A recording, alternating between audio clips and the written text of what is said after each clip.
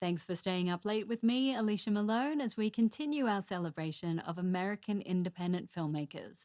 Up next is a fascinating film written by, directed by, and starring Edward D. Wood Jr., better known as Ed Wood. From 1953, it's Glen or Glenda. Actually, it stars Daniel Davis, a pseudonym for Ed Wood. He was a B movie director who has posthumously been dubbed the worst director of all time, yet he had remarkable drive and ingenuity, which is quite inspiring. Wood was born in New York and grew up putting on plays in his backyard, casting local kids and sometimes filming them with his father's movie camera. He joined the Marine Corps at 17, serving during World War II.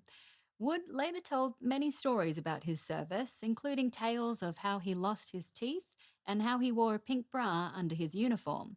He also told many stories about his life, like how he joined a carnival and once lived in an abandoned movie theater, but it's hard to sort fact from fiction.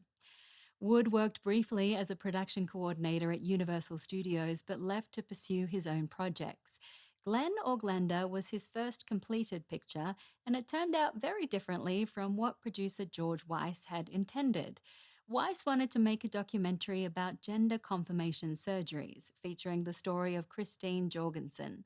Wood reportedly convinced Weiss to let him direct by telling him that he often dressed as a woman in his private life. The result is a surreal film that is both ahead of its time and stuck in the past. The Academy Museum described it well as an imperfect yet significant milestone for trans representation in outsider filmmaking. Wood stars as the title characters, and his real-life girlfriend Dolores Fuller plays his on-screen fiancée. Bela Lugosi also stars as a scientist, I think, and there's a 14-minute dream sequence that has to be seen to be believed. So let's get to it. From 1953, this is the TCM premiere of Glen or Glenda.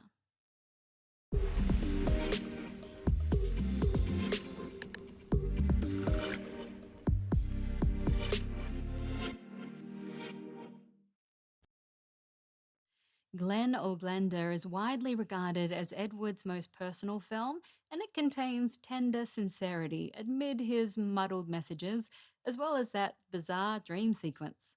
After seeing Wood's final film, producer George Weiss decided there should be more explicit images, so he spliced in footage from his personal movie collection, not filmed by Ed Wood.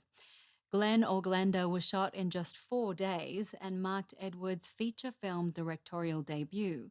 Wood was a big fan of Bela Lugosi, who died in 1956 before he could appear in Wood's 1958 film Plan 9 from Outer Space. Wood added him in anyway, cutting in test footage of Lugosi that had nothing to do with the actual plot. Wood died in 1978 and has since gained a cult following for his weird and wonderful movies. American Independence continues next on TCM with a landmark 1941 religious fantasy directed by the pioneering Black actor, writer, and director Spencer Williams. Next on TCM, The Blood of Jesus, then Captain Fury, and later Show of Shows. You've got a front row seat for TCM tonight.